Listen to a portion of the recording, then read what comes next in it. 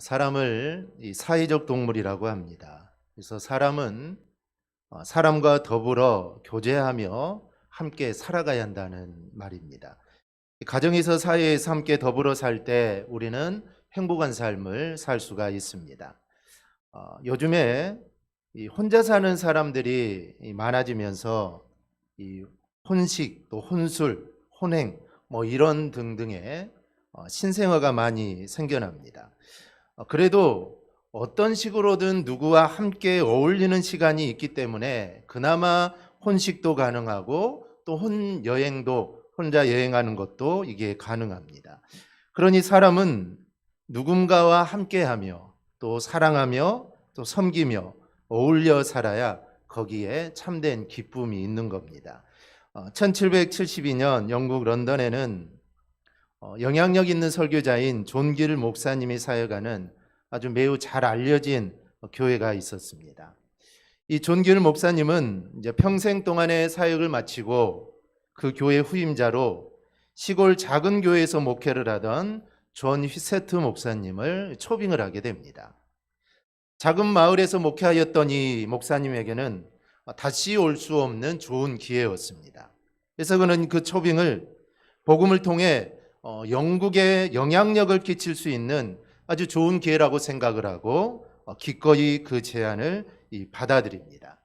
그런데 오랜 세월 동안 함께 사랑을 나누었던 이 교인들과 또 교회를 떠나야 하니 또 이 마음이 얼마나 아프겠습니까? 하지만 그는 하나님의 부르심에 순종하여 짐을 싸기 시작을 합니다. 모든 짐을 마차에 싣고 뜰을 나서는데 교인들이 찾아왔습니다. 떠나는 목사님을 차마 붙들 수가 없어서 교인들이 눈물을 예서 참으며 목사님을 배웅하려고 나온 것이죠. 이 모습을 본 사모님이 여보, 작은 교회지만 복음 안에서 참 아름다운 사랑의 교제를 나누었던 교인들을 두고 어떻게 우리가 떠날 수 있겠습니까? 라고 이렇게 울먹입니다. 이 사모님의 말을 들은 목사님은 걷잡을 수 없는 마음을 참지 못해 목사관으로 뛰어들어가 눈물을 흘리며 엎드려 기도를 합니다. 그리고 잠시 후에 그는 자기 주머니에서 펜을 꺼내어 시 한 편을 쓰기 시작합니다. 그것이 바로 찬송가 221장입니다. 주 믿는 형제들 사랑의 사귐은 천국의 교제 같으니 참 좋은 친교라. 하나님 보좌 반 기도드리니 우리의 믿음 소망이 주 안에 하나라. 피차의 슬픔과 수고를 나누고 늘 동고동락하는 중 위로를 나누네. 또 이별할 때 맘 비록 슬퍼도 주 안에 교통하면서 또다시 만나리. 이거는 풀어서 설명할 필요도 없을 만큼 성도들 간의 교제와 사랑이 묻어나는 내용입니다. 시편 133편에도 형제와의 동거에 대한 말씀이 있습니다. 보라, 형제가 연합하여 동거함이 어찌 그리 선하고 아름다운고, 머리에 있는 보배로운 기름이 수염 곧 아론의 수염에 흘러서 그의 옷깃까지 내림 같고, 헐몬의 이슬이 시온의 산들의 내림 같도다. 거기서 여호와께서 복을 명령하셨으니 곧 영생이로다. 성도와 성도 사이, 그리고 주님과 우리의 사이에는 교제와 사귐이 얼마나 중요한가를 우리에게 말씀해 줍니다. 오늘 우리가 요한 1서를 살펴보는데, 요한 1서뿐만 아니라 이 요한서시를 기록한 사람은 예수님의 제자인 사도 요한입니다. 이 요한은 예수님의 사랑을 가장 많이 받았으며 또 예수님을 가장 많이 사랑했던 제자가 이 요한입니다. 이 성경을 보면 예수님과 제자들이 마지막 만찬을 하실 때 예수님께서 너희 중에 하나가 나를 팔리라 라고 말씀을 합니다. 그때 베드로가 그 사람이 누구인지 우리에게 말해주라고 할 때 그 모습을 요한복음 13장 23절은 이렇게 표현합니다. 예수의 제자 중 하나 곧 그가 사랑하시는 자가 예수의 품에 의지하여 누웠는지라.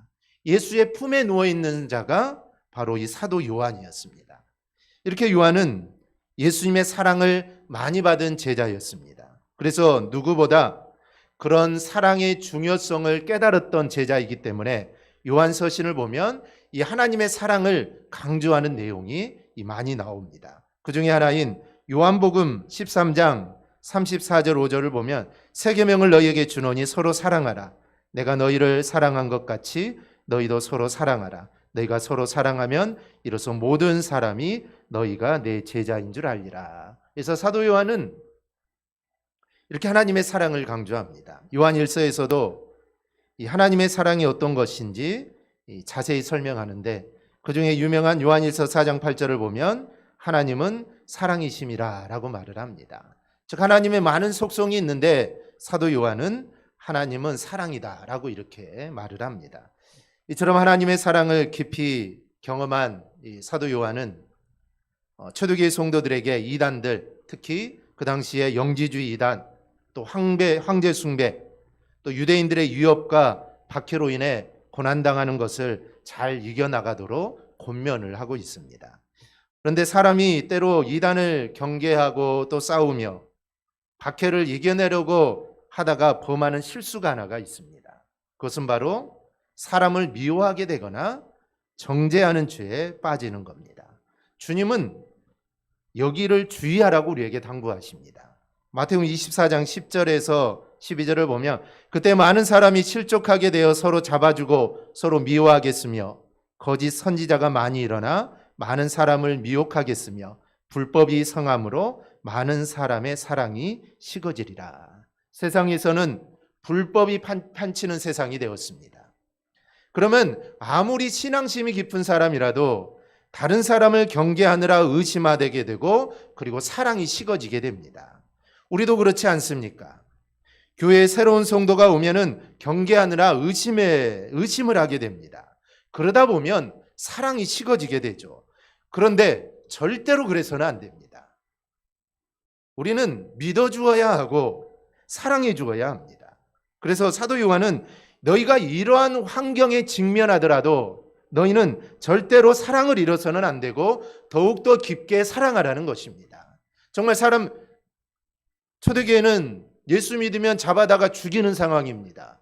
사자밥이 되기도 하고 화형을 당하기도 합니다. 그런다고 해도 그 사람을 미워해서는 안 된다는 것이죠.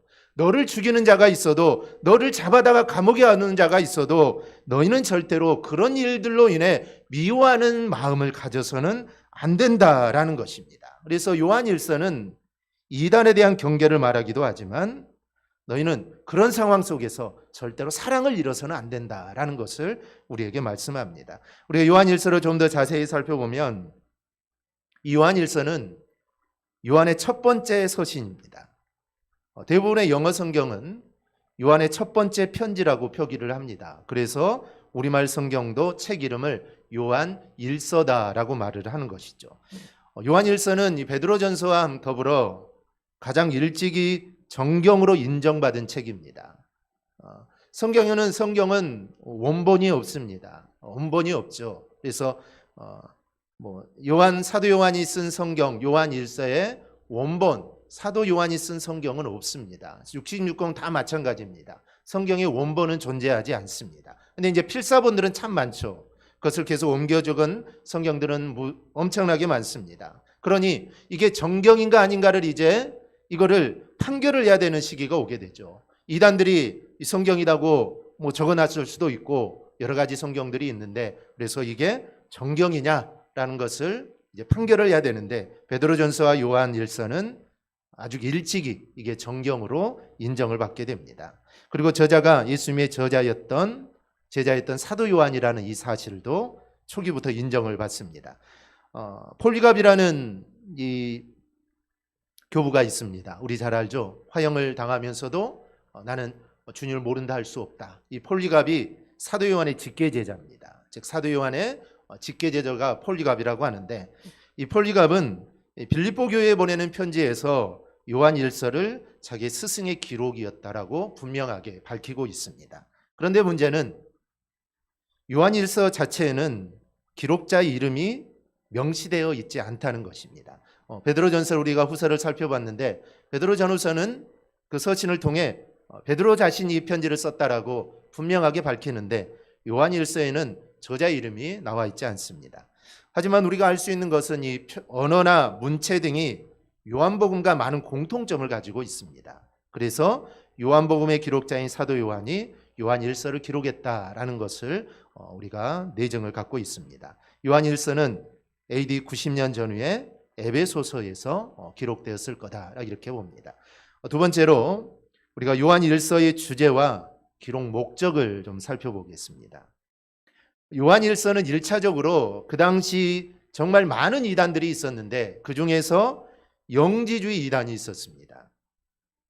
그래서 영지주의 이단으로 인해 신앙의 어려움을 겪고 있는 초대교회 성도들에게 거짓 교사들을 경계하도록 하기 위해서 요한 1서를 기록합니다. 지금 우리들도 마찬가지지만 초대교회 당시에도 이단들의 도전이 어느 때보다 강한 시대를 살고 있었습니다. 그중 대표적인 이단이 영지주의입니다. 영지주의라는 이 용어는 지식을 뜻하는 헬라어 그노시스에서 유래가 됐는데 이 영지주의자들은 지식의 탐구를 아주 중요하게 생각합니다. 즉 지식을 중요하게 생각한다는 것이죠. 영지주의자들은 이 지식은 성경을 통한 지식입니다. 성경을 공부함으로 알게 되는 지식, 이 지식은 보통 그리스도인으로서는 얻을 수 없는 지식이라고 가르칩니다. 즉 일반 성도들로는 이 지식은 도저히 알 수가 없다는 것입니다. 그런데 영지주의자들은 일단 성도가 이런 특별한 지식을 갖게 되면 그는 이미 구원을 얻은 것이다 라고 생각을 합니다. 즉 지식으로 구원을 얻는다라고 말하는 것이죠. 이것은 마치 구원파가 가르치는 것과 같습니다. 구원파도 동일합니다. 즉 말씀을 깨달아야 구원을 얻는다라는 것을 가르치죠. 근데 요한복음 1장을 보면 말씀을 깨닫는 자가 구원을 얻는 게 아닙니다. 여러분, 말씀을 깨닫는다고 구원을 받는 게 아닙니다. 구원은 말씀을 믿는 자가 구원을 받는 것입니다. 우리는 하나님 말씀을 얼마나 많이 깨닫습니까? 맞다. 하나님 말씀 옳다라고 하지만 그 말씀을 믿지 않으면 이거는 구원에 이를 수 없는 것입니다. 그런데 영지주의자들은 지식을 깨닫기만 하면은 구원을 받을 수 있다라는 것을 가르치게 되죠. 또한 영지주의자들은 모든 물질은 악한 것으로 봅니다. 이들은 물질은 악하기에 인간의 육체도 악하기 때문에 신은 결코 육체를 가질 수 없다라고 말을 합니다. 그래서 영지주의자들은 예수님의 성육신을 부정합니다. 그래서 이들은 예수님이 인간의 몸을 가지고 사역을 하신 것은 환상이라고 이렇게 말을 합니다. 그래서 그들이 주장하는 말 중에 하나가 예수라는 사람이 세례를 받을 때 그리스도의 영이 그 속에 들어가서 활동을 하다가 예수님의 십자가에 죽을 때 그리스도의 영이 예수님에게서 떠나갔다라고 말을 합니다. 그래서 예수라는 사람만이 죽었다고 설명을 하죠. 인간 예수가 죽었다는 것입니다. 즉 하나님의 아들 그리스도 구속주가 죽은 것이 아니라 인간 예수, 즉 하나님의 영이 떠난 인간 예수가 죽었다는 가연설을 주장을 합니다. 영어로 가연설을 도시치즘이라고 합니다. 그래서 일부 사람들은 우스갯소리로 이 발음과 비슷한 도깨비즘이라고 이렇게 말을 하죠. 한마디로 이거는 도깨비와 같은 소리라는 것이죠. 예수의 몸에 세례 받을 때 그리스도 영이 들어왔다가 죽을 때 떠나갔다면 이게 도깨비죠. 그래서 도깨비즘이라고 이렇게 말을 하기도 합니다. 이런 영지주의자들의 주장에 따르면 역사적인 예수 그리스도는 무시됩니다. 그러니 예수 그리스도께서 십자가에 이루신 구원 사역도 이거는 무효가 되는 것이죠. 즉 우리와 똑같은 인간이 죽었기 때문에 이거는 무효라는 것입니다. 하나님의 아들이신 예수 그리스도가 죽은 게 아니라 하나님의 영이 떠나버린 그냥 인간 예수가 죽었다니 이거는 구원 사역은 이게 무효가 되는 것이죠. 그런데 이것이 얼마나 매력 있는 소리인지 육체는 아무것도 아니기에 막 살아도 된다고 이들은 주장을 합니다. 육체는 아무것도 아닙니다. 그러니 막 살아도 된다는 것입니다. 구원을 받는데 아무런 지장이 없다는 것이죠. 그러니 사람들이 얼마나 많이 따랐겠습니까? 마음대로 살아도 된다. 이렇게 예수 믿는데 이렇게 노력할 필요가 있냐? 그런 육체적 고난 참을 필요가 있냐? 그럴 필요 없다. 그런 거 구원받는데 아무 필요가 없다라는 것이죠. 그래서 그 당시에 정말 매력적이었기 때문에 많은 사람들이 영지주의에 빠져서 살아가게 됩니다. 그런데 그래서 이런 오해를 바로잡기 위해 오늘 우리가 본문 15절에서 17절에서 이렇게 말씀합니다. 우리 한번 15절에서 17절 우리 함께 한음성으로 함께 봅니다. 이 세상이나 세상에 있는 것들을 사랑하지 말라.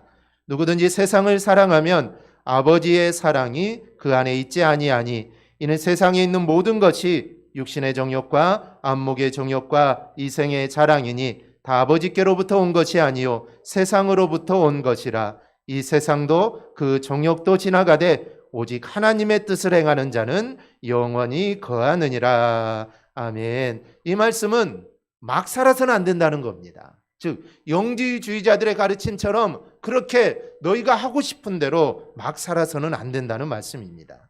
이런 상황을 알고 있은 사도 요한은 예수 그리스도는 신성과 인성을 동시에 가지고 계신 분임을 아주 강력하게 이야기하는 것입니다. 그리고 동시에 사도 요한은 성도들이 어떤 모습으로 살아야 하는가를 우리에게 말해줍니다.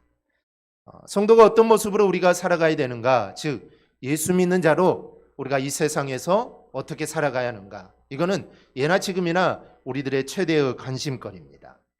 요한일서는 우리가 예수 그리스도로 인하여 구원을 받았으니 우리가 이단을 따라가지 말고 예수님처럼 사랑하며 살아야 한다라는 것을 우리에게 전해줍니다.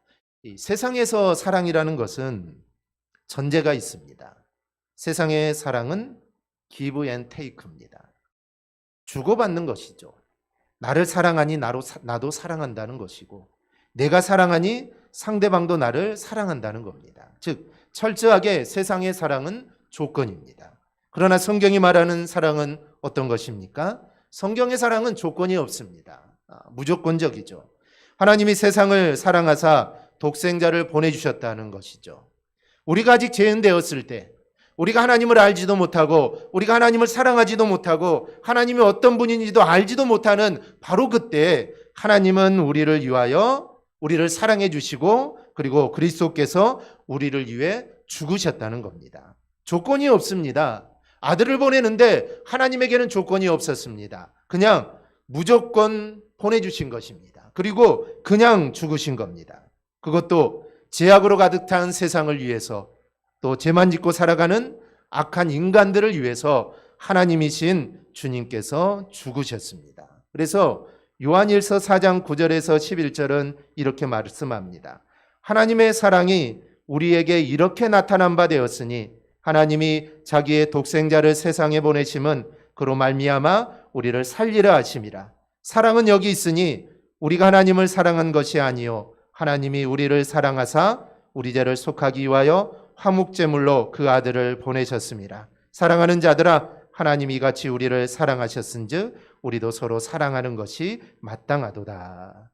즉 하나님이 그러신 것처럼, 그리고 예수님이 그러신 것처럼 우리도 그렇게 사랑해야 한다라는 것입니다. 즉 조건을 따지지 말고 사랑해야 된다라는 것입니다.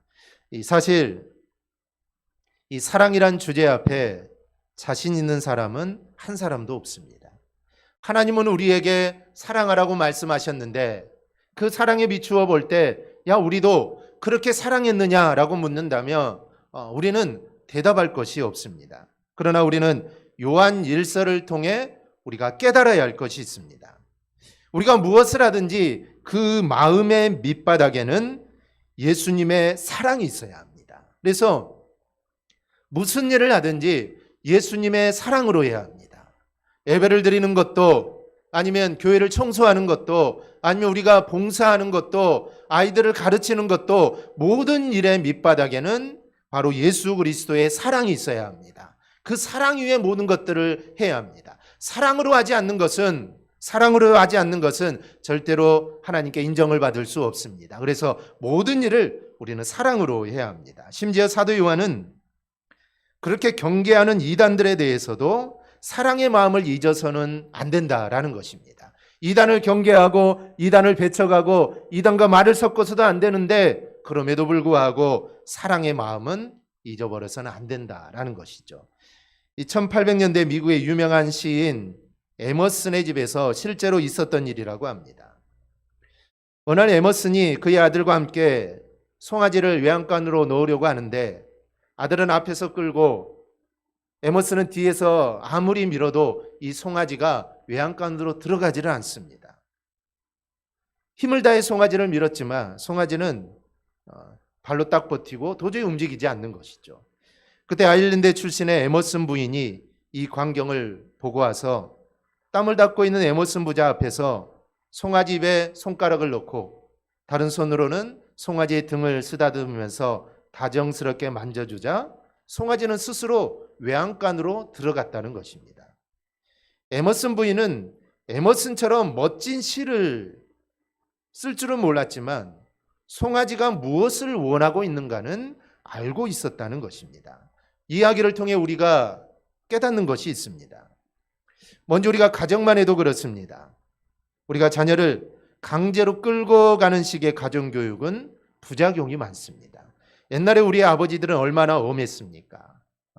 저희 아버지도 그렇지만 정말 엄했습니다. 엄하게 자녀들을 키웠죠. 그런데 이런 엄한 자녀 교육은 부작용이 많다는 겁니다.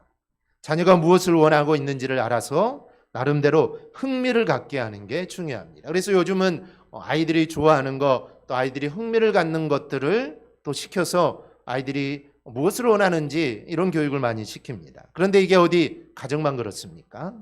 우리 삶의 모든 부분도 마찬가지입니다. 특히 이 사회생활의 대인관계는 더 그러합니다.